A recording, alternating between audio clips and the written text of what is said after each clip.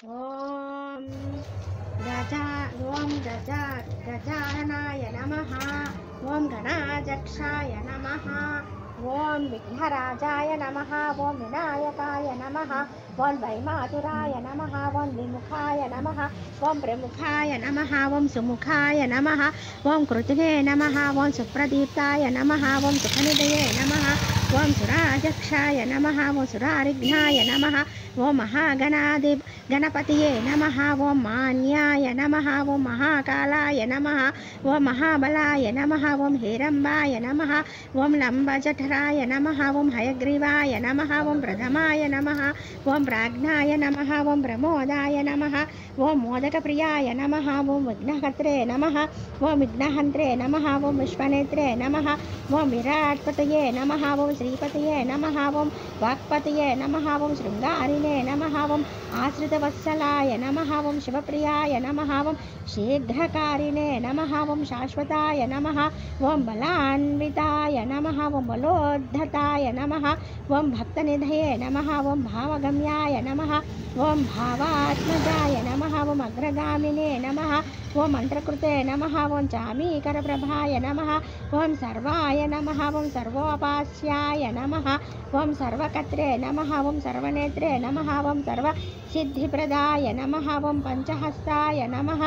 ॐ पार्वतीनन्दनाय नमः। ॐ प्रभवे नमः। ॐ कुमारगुरवे नमः। ॐ कुञ्जरासुरभञ्जनाय नमः। ॐ कान्तिमते नमः। ॐ धृतिमते नमः। ॐ कामिने नमः। ॐ कपित्थफलप्रदाय नमः। ॐ ब्रह्मचारिणे नमः।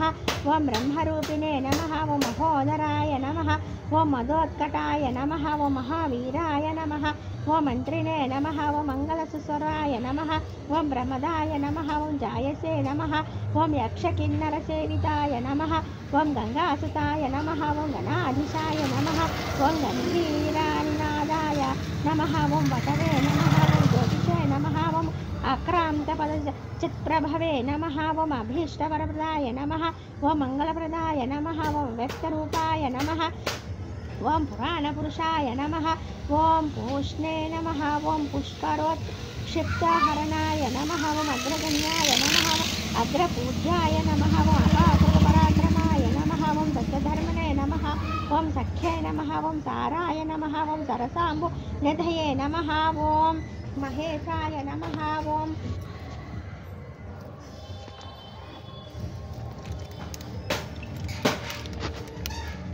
ॐ विष्णवे नमः। ॐ विषादाङ्गाय नमः। ॐ मणिकिङ्कणमेखलाय नमः। ॐ समस्तदेवतामूर्तये नमः। ॐ सहिष्णवे नमः। ॐ ब्रह्मविद्यादिदानभवे नमः। ॐ श्रीविष्णवे नमः। ॐ विष्णुप्रियाय नमः। ॐ भक्तजीविताय नमः। ॐ ऐश्वर्यकारणाय नमः। ॐ सततोत्थिताय नमः। ॐ विश्वधृतेश नमः। विश्वरक्षाविधानकृते नमः। ॐ कल्याणगुरवे नमः। ॐ उन्मत्तवेषाय नमः। ॐ परजयने नमः। ॐ समस्तजगदाधाराय नमः। ॐ सर्वेश्वर्यप्रदाय नमः। ॐ श्रीविघ्नेश्वराय नमः। ॐ अष्टोत्तरशतनामपूजां समाप्तम्। दशाङ्गं गुग्गुलोपेतं सुगन्धं सुमनोहरम् उमासुता नमस्तुभ्यं गृहाण वरदो भव। श्रीमहागणाधिपतये नमः। धूपयाघ्रापयामि। चार्जं त्रिवर्ति धूपयाघ्रापयामि। चार्जं त्रिवर्ति संयुक्तं वह्निनाद्योजितं मया गृहाण मङ्गलदीपम् ईशपुत्र नमोऽस्तुते। दीप श्रीमहागणाधिपतये नमः। दीपं दर्शयामि। नैवेद्यं सच्चिदानन्द विघ्नेश पुष्कराणि दधानि च भूम्यां स्थितानि भगवान् स्वीकुरुष्व विनायका। ॐ श्रीमहागणाधिपतये नमः। नैवेद्यं समर्पयामि।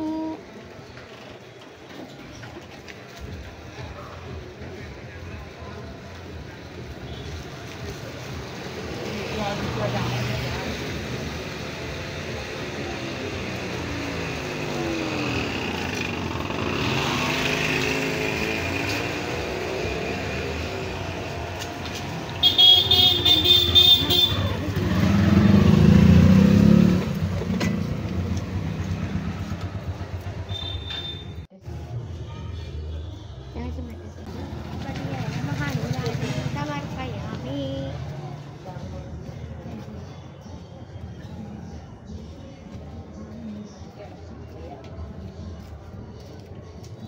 నీరాజనం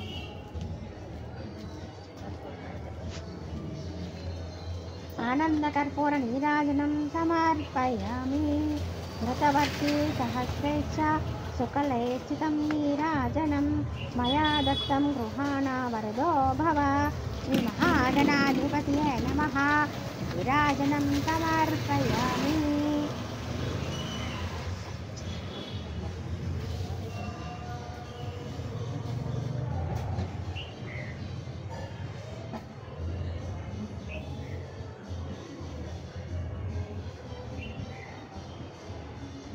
సూత మహర్షి శ్రీ వరసిద్ధి వినాయక వ్రత కథ. సూత మహర్షి సౌనకాది మునులు ఇట్లు చెప్పును. గజముఖుడైన అసురుడొకడు తన తపస్సుచే శంకరుని మెప్పించి కోరరాని వరం కోరినాడు.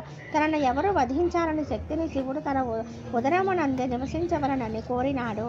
ఆ ప్రకారము శివుడు అతడి కుక్షియందు బందీ అయినాడు. అతడు అజేయుడైనాడు. భర్తకు కలిగిన ఈ స్థితి పార్వతీదేవి అక్షింతలకు మమ ఫోన్ వెయిటింగ్ నగరి. భర్తకు కలిగిన ఈ స్థితి పార్వతీదేవికి చాలా దుఃఖహేతువైనది. జగత్తుకు శంకరుడు లేని స్థితి అది. జగన్మాత యొక్క పార్వతి భర్తను విడిపించు ఉపాయమునకై విష్ణువు నర్ధించినది. విష్ణువు గంగరెద్దు వాణి వేషము ధరించినాడు. నందీశ్వరుని గంగరెద్దుగా వెంట తీసుకుని వెళ్ళినాడు.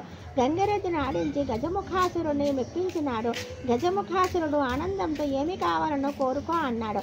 విష్ణుదేవుని వ్యూహము ఫలించినది. నీ ఉదరమందున శివుని కొరక ఈ నందీశ్వరుడు వచ్చాడు. శివుని నందీశ్వరుని వశము చేయమన్నాడు. గజముఖాసురునికి శ్రీహరి వ్యూహం అర్థించయింది.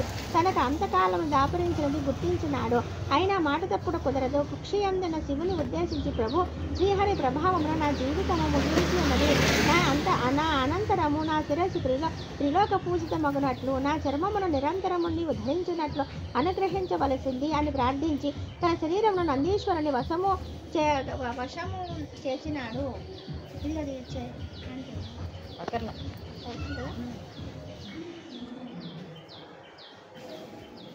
నందీశ్వరుడు ఉదరమున చీల్చి శివునికి అందుండి విముక్తి కలిగించినాడు. శివుడు గజముఖాసురుడు శిరసుమున చర్మమును తీసుకుని స్వస్థానోన్ముఖుడైనాడు. అక్కడ పార్వతి భర్త రాక గురించి విని పరమానందముతో భర్తకు స్వాగతము పలుకుటకై సన్నాహమునందున తనలో తాను ఉల్లంఘిస్తూ స్నానాలంకారముల ప్రయత్నములో తనకై ఉంచిన నలుగు పిండితో ఆ ఉల్లాసముతో పరధ్యానముగా ఒక ప్రతిమను చేసినది. అది చూడమని చుట్టకై బలుడుగా కనిపించినది. దానికి ప్రాణప్రతిష్ఠ చేయమనిపించింది. అంతకు పూర్వమే ఆమె తన తండ్రి యొక్క పర్వతరాజు ద్వారా గణేశ మంత్రమును పొందినది. ఆ మంత్రముతో ఆ ప్రతిమకు ప్రాణప్రతిష్ఠ చేసినది. ఆ దివ్య సుందర బాలుని వాకిటి నుంచి తన పనులకై లోనికి వెళ్ళింది. శివుడు తిరిగి వచ్చాడు. వాకిట ఉన్న బాలుడు అతనిని అభ్యంతర మందిరములోనికి పోనివ్వక నిలువరించాడు. తన మందిరమున తనకే అటకాయిస్తావా? శివుడు రౌద్రముతో ఆ బాలుని శిరచ్ఛేదనము చేసి లోనికి ఎగినాడు. జరిగిన దానిని విని పార్వతీదేవి విలపించి శివుడు చిందించి వెంటనే తన వద్దనున్న గజముఖాసురుని శిరస్సును ఆ బాలునికి మొండమునకు అర్చి ఆ శిరమునకు శాశ్వతమును త్రిలోక పూజనీయతను కలిగించినాడు. గణేశుడు గజానుడై శివపార్వతుల ముద్దుల పట్టి అయినాడు. విఘాత జీవుడైన గజముఖాసురుడు అనింద్యుడై మూషిక రూపమున వినాయకుని వాహనమై శాశ్వత స్థానమును పొందాడు. గణపతిని ముందు పూజించాలి. గణేశుడు అగ్రపూజనీయుడు. ఆదిదేవుడు విఘ్నేశ్వరుడు కాని ప్రకృత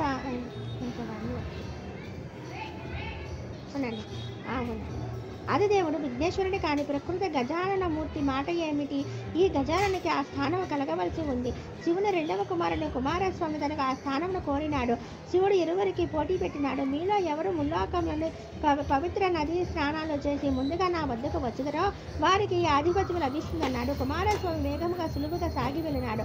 గజాననుడు మిగిలిపోయినాడు. త్రిలోకంలో పవిత్ర నది స్నానఫలములకు ఉపాయం అర్థించినాడు. వినాయకుని బుద్ధి చూసుకుంటూ మనిషికైన పరమశివుడు అట్టి ఫలదాయనకు నారాయణ మంత్రమును అనుగ్రహించాడు.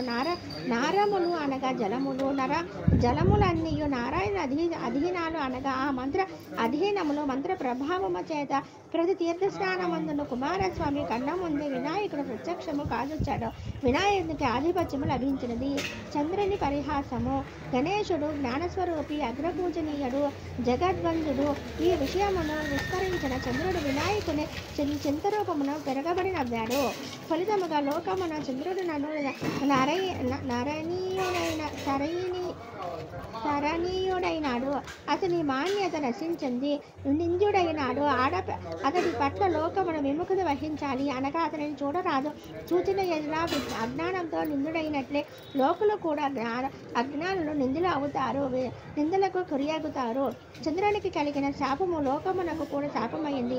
లోకులు చంద్రునికి చూడుకుంటున్నట్లు నీలాపనిందుల మధ్య సవ్యముగా సాగుట ఎట్లు చంద్రుడు ఇక్కడ జరిగిన పొరపాటుకు పశ్చాత్తము చెందాడు. లోకులను ఈ శాపము నుండి విముక్తికై గణపతి దేవుని అర్థించారు. కరుణామయుడుగా ఆ దేవుడు విముక్తికై ఉపాయం చూపించాడు. భద్రతను చుట్టూ చెబుతున్నాడు. తన పూజ చేసి తన కథను చెప్పుకున్న అక్షంతలు శరమణ ధరించిన ఎడల నిష్కలంక జీవితమును సాధ్యమగునని అనుగ్రహించాడు. ఇది ఎల్లరికీ విధి అని వక్కాణించబడింది. దీనిలో ఏమరపాటు ఎంతటి వారికైనా తగదని సమంతకమనే ఉపాఖ్యానము ద్వారా మరింత స్పష్టము చేయబడినది. సమంతకోపాఖ్యానము. చంద్రదర్శన నీలాపనిందలు.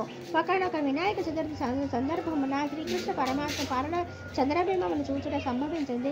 దాని దుష్ఫలితముగా ఆయనకు చెప్పలేదు. సద్రాజితను అతను సూర్యోపాసన చే సమంతకమని సంపాదించింది. దినములకు 8 బారుల బంగారము నియగంగా మణియగోదేవి.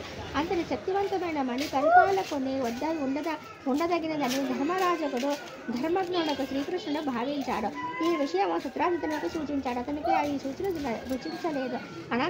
అనంతరము సత్రాజిత్తు తమ్ముడకు ప్రసేనుడు విలాసముగా మణిని ధరించుటకై వేటకు వెళ్ళినాడు. అతని నాశనహేతువైనది ఆ మణి చూచి మాంసఖండమని భ్రమించిన సింహం ఒకరు అతడిని వెంటాడి చంపి మణిని నోట కలుసుకుని పోయింది. నిజము తెలియని సత్రాజిత్తు మణి ప్రలోభంలో శ్రీకృష్ణుడు తన తమ్ముని కొంత అవసరం అనుమానించి నిందలు వేశాడు. ఆనందభవనులకు శ్రీకృష్ణుడికి ఆవశ్యకమైనది. అడవిలో అన్వేషణ సాగించాడు. ఒక చోట ప్రసేనుడి కళేబరము కనిపించినది. అతడు కనిపించిన సింహపు కాలిజాడ వెంట సాగి వెళ్ళాడు. ఒక ప్రదేశము సింహము భల్లూకము పోరాడి జడలు కనిపించిన శ్రీకృష్ణుడు భల్లూకపు కాలిజడల వెంట వెళ్ళాడు. అవి ఒక గుహలోకి వెళ్ళాయి. గుహలో ఒక బాలునికి ఉన్న ఉయ్యాల తొట్టికి మణి వేలాడగట్టబడి ఉంది. శ్రీకృష్ణుడు ఆమెను అందుకున్నాడు. ఇంతలో భయంకరంగా అరుచుతూ ఒక భల్లూకము అతనిపై పడింది. భీకర సమరం సాగింది. ఒక దినము కాదు, 2 దినములు కాదు, 28 దినముల క్రమంగా ఆ భల్లూకమునకు శక్తి క్షీణించి వచ్చింది. అది సామాన్య భల్లూకము కాదు. మహాభక్తుడుకు శక్తివంతుడైన జాంబవంతుడు. రామాయణ కాలం నాడు ఆ జాంబవంతుడు కర్మబంధంలో విడవడక నిలిచి ఉన్నాడు. అజేయుడు అతడు. ఎవరి వల్ల అతడు క్షీణబలుడుగో ప్రశ్న లేదు. ఒక్క శ్రీరామచంద్రుని వల్ల సాధ్యము. ఈ విషయము తెలిసిన జాంబవంతుడు తాను ఇన్ని దినములు పోరాడుతున్నది శ్రీరామచంద్రునితోనని గుర్తించి స్తోత్రం చేయనారంభించాడు. అది త్రేతాయుగము గాథ. ఇది ద్వాపరయుగము. ఆ అవతారములో జాంబవంతుని సేవలకు మెచ్చిన శ్రీరామచంద్రుడు ఒక వరం కోరుకున్నాక అవివేకమును జాంబవంతుడు స్వయముగా శ్రీరామచంద్రుడు ద్వంద్వ యుద్ధమునకు కోరినాడు.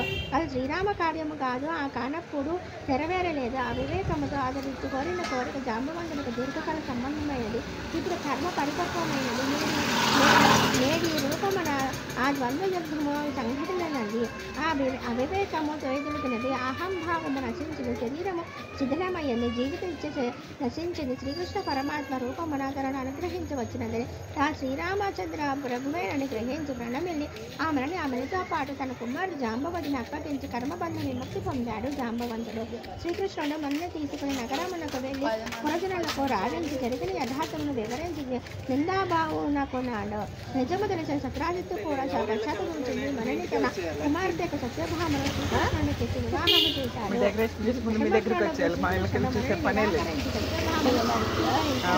వినాయక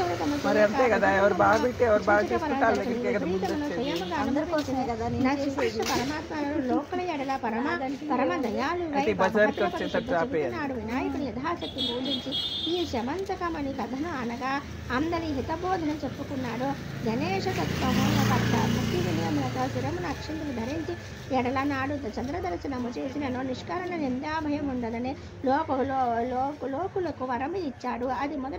అది మొదలు మనకు సమంతకమని గాథని వినడం సాంప్రదాయమైనది.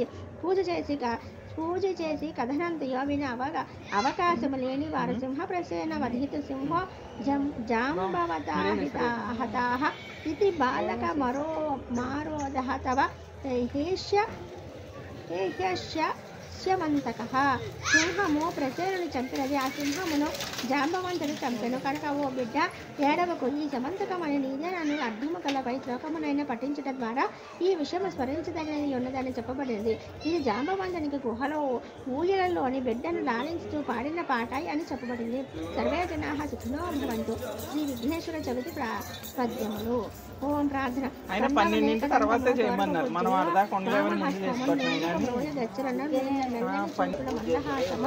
గొండక గుజ్జు రూపమున పూర్ణ విద్యలకెల్ల నొజ్జయ్యుండి పార్వతీ తనయ పోయి గణాధిప నీకు మృక్కడన్.